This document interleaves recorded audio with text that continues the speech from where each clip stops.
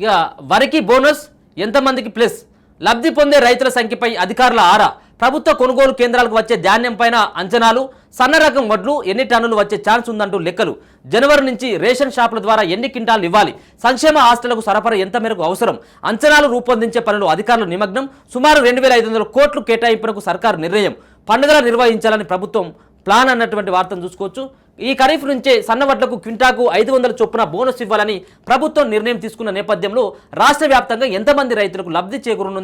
చేకూరనుందని వ్యవసాయ అధికారులు లెక్కలు తీస్తున్నారు ఈ సీజన్లో జిల్లాల వారీగా సాగైన వరి విస్తీర్ణం ఎంత అందులో సన్నవరి ఎంత తాజాగా వరదలతో నష్టపోయిన పంట ఎంత అనే అంచనాలను రూపొందిస్తున్నారు వరి విస్తీర్ణం లెక్కలను తేల్చి ఎంతవరకు దిగుబడి రావచ్చనే విశ్లేషకులు మొదలుపెట్టారు మరోవైపు కొనుగోలు కేంద్రాల్లో ధాన్యం విక్రయించగానే రైతుల ఖాతాల్లో డబ్బు జమ చేయాలని ప్రభుత్వం భావిస్తున్నది దీనిని ఓ పండుగలు నిర్వహించేందుకు ప్రభుత్వం సిద్ధమవుతున్నది ఇప్పటికే 2 లక్షలకు రుణమాఫీ కూడా చేసి ఉండడం బోనస్ కూడా ఇస్తుండటంతో ఈ 2 అంశాలు జనంలో విస్తృతంగా తీసుకెళ్లాలని ఆలోచిస్తున్నది ఆర్థిక శాఖ కూడా ఆదేశాలు జారీ చేసింది 3 రోజుల క్రితం జరిగిన కేబినెట్ భేటీలో వరి పంటకు బోనస్ ఇవ్వాలని నిర్ణయం తీసుకున్నారు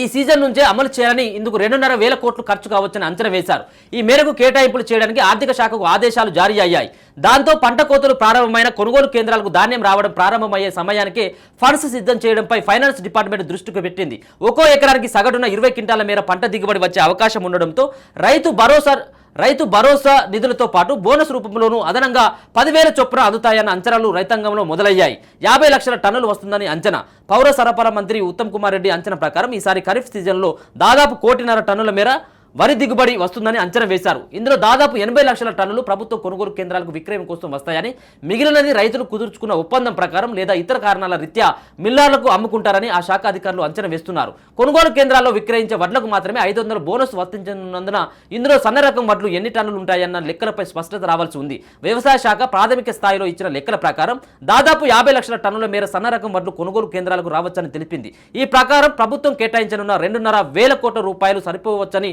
అంచనా వేశారు మరికొన్ని రోజుల తర్వాత నిర్దిష్టమైన గణాంకాలు అందుబాటులోకి వస్తే అదనపు నిధులపై ప్రభుత్వం నిర్ణయం తీసుకుంటుంది రేషన్ కోట పెంపు అనివార్యం కొనుగోలు కేంద్రాలకు వచ్చిన తర్వాత మిల్లింగ్ చేసి రేషన్ కార్డులకు జనవరి నెల నుంచి ఇవ్వనున్న సన్న బియ్యం కోసం కొంత కేటాయించాల్సి ఉంటుంది ఇది దాదాపు 35 లక్షల టన్నులు ఉండొచ్చని ప్రాథమిక అంచనా మొదటిసారి సన్నవడ్లను రేషన్ దుకాణాల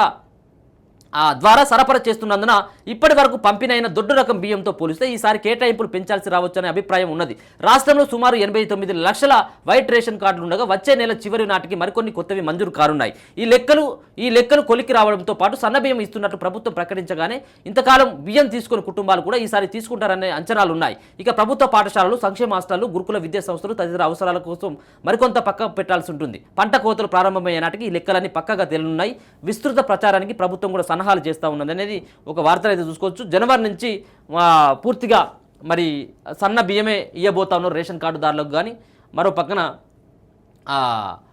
ఈ ఏదైతే రేషన్ కార్డులు ఇవ్వడంతో పాటు రేషన్ కూడా సన్న బియ్యం ఇవ్వడంతో మరి దాని అంచనా ఎంత 500 రూపాయల బోనస్ సంబంధించిన విషయం పైన మరి ఎంతమందికి ప్లస్ అవుతుంది వరి బోనస్ ఇవ్వడం ద్వారా అనేది ప్రభుత్వం అయితే ఒక అంచనాకైతే రావడం జరిగింది అంతేకాకుండా ఒక పండగలాగా ఈ వేడుకలు జరపాలని చెప్పేసి చెప్తా ఉన్నారు